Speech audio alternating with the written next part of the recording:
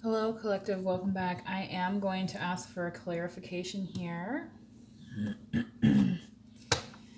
from Spirit. See what you may be able to know a little bit more about the person that's in your energy that you're dealing with when it comes to this situation.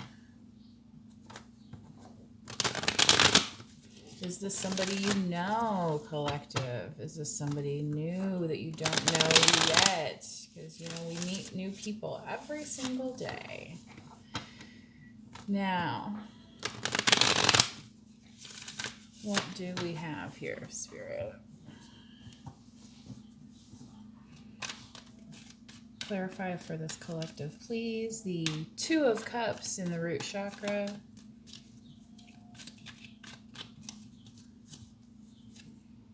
The Seven of Swords. Somebody in your energy that's strategizing. To what extent and to what end? Five of Wands. Somebody that wants you to potentially compete. Compete for love.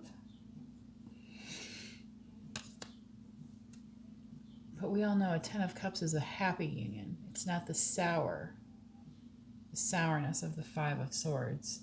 In collective, I don't think you'd be able to get to this Ten of Cups if you hadn't already gone through this. So to me, this is a past energy. Okay. I don't think this would be a new energy coming in here. So beware if somebody is trying to come in and, make something happen quickly with you. Be like, oh, it was meant to be, really. Well, really, you kind of screwed me over. Did you forget about that? Yeah, the Eight of Pentacles on top of the Eight of Wands. Collective, you've been working on what makes you happy, and it is actually going well for you. And that's part of why the speed at which you're going to start receiving some of these blessings, as came out in part one of the reading, is going to, actually, happen. It's going to be, reflective of the kind of balance that you've already achieved. So clarifying for this collective, please, the High Priestess, or the person which is in your energy that you're dealing with, collective. Again, if this isn't your message, don't sweat it.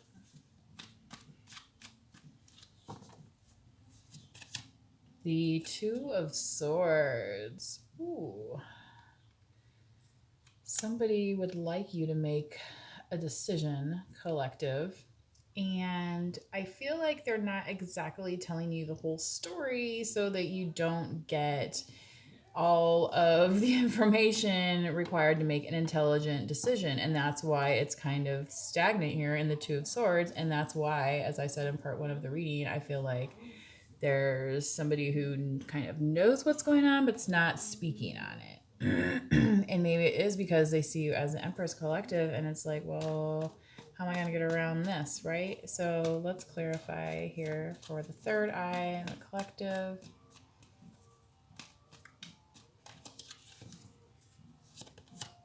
The Fool, and you are no fool, collective.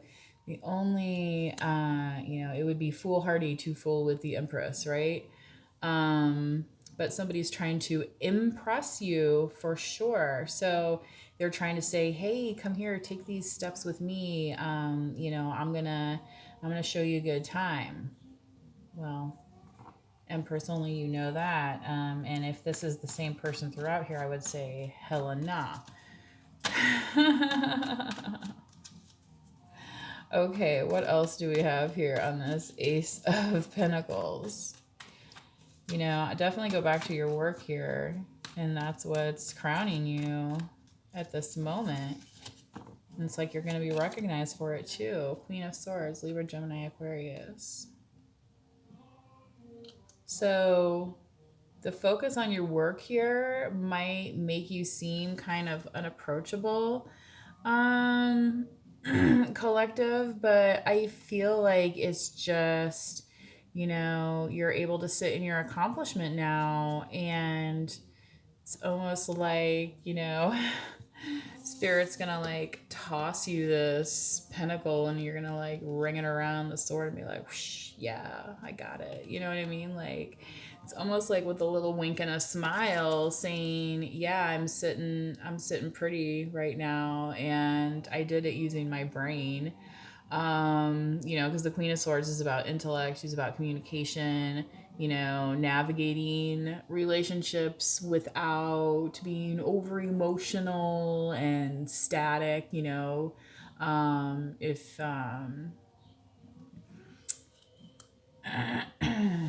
yeah, you may not like what she has to say, but she still is a communicator.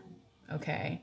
It's when, the position is in the reverse or the negative energy is coming through, is when, people say that, she's the icy queen and shutting people out. Well, but if there's nothing left to say in the conversation, then she's not going to force a conversation either.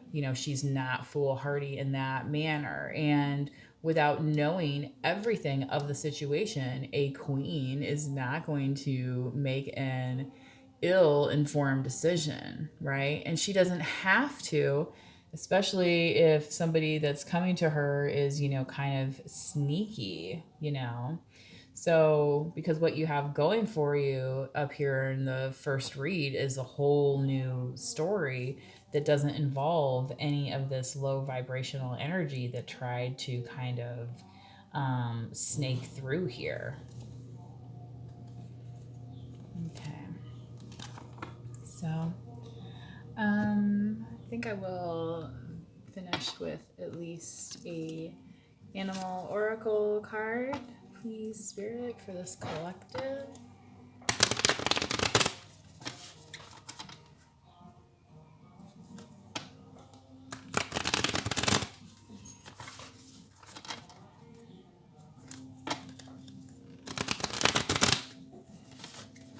One of my neighbors got a new roof on their house, and I swear those guys worked so fast. It was just like amazing to watch. Spirit, let's get an oracle card for this collective, please.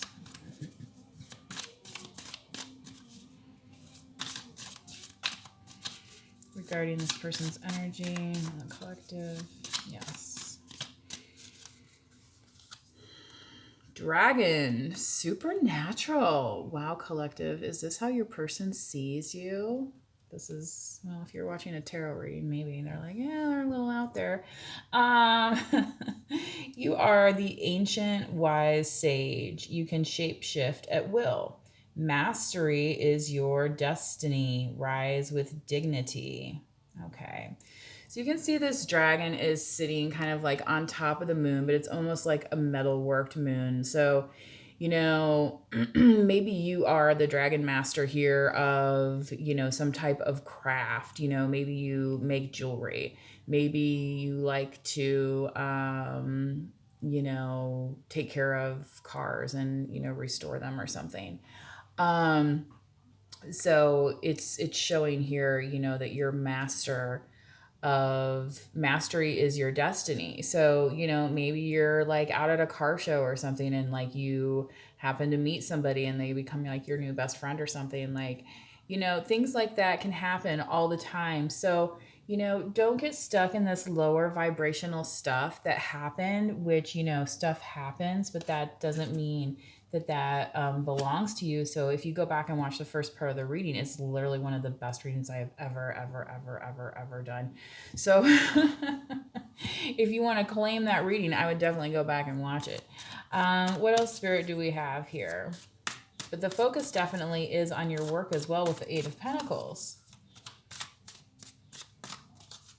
And maybe it's something like this person's like doing art. Like maybe that's something you've never really done before. And like it's like taking off. And you're like, whoa, I didn't think I was that much of an artist. And it's like, well, maybe you are, Hey, nothing wrong with that.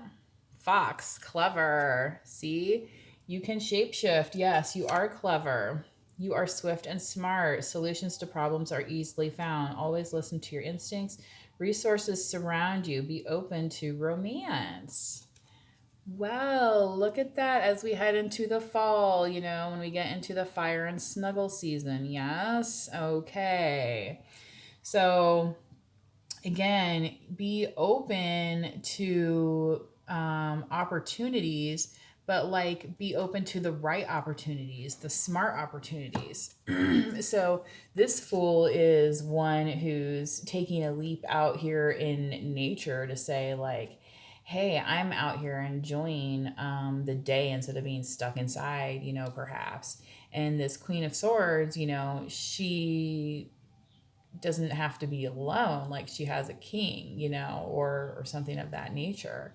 And flip the energies if you're same sex or whatnot.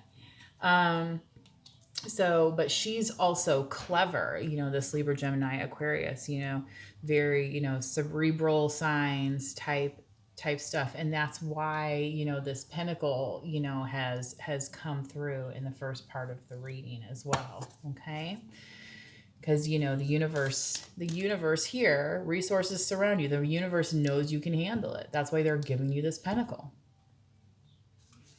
Okay, what else do we have, Spirit, for this collective before we close out? Thank you.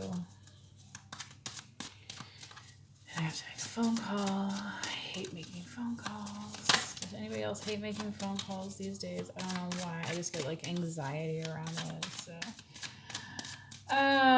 Spirit, what do we have? The grizzly bear power. Sorry, that's not much of a growl.